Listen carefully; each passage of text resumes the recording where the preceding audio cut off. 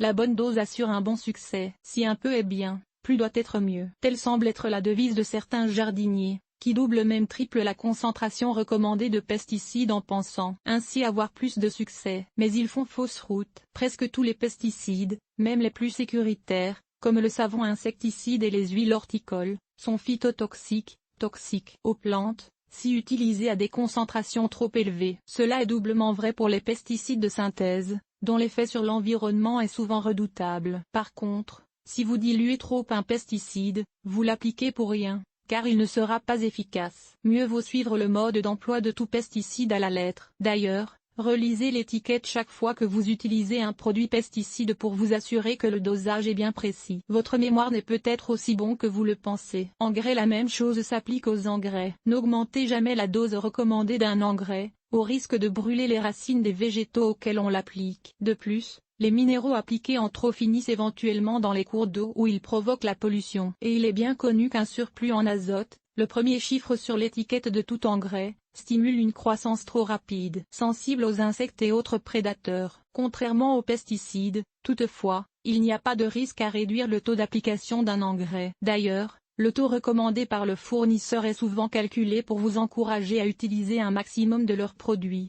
Question de vous obliger d'en acheter plus souvent. Expérimentez si vous voulez, mais on peut généralement obtenir d'aussi beaux résultats en appliquant un engrais, surtout un engrais dont un ou plusieurs des trois chiffres est supérieur à 15, à un quart de la dose recommandée.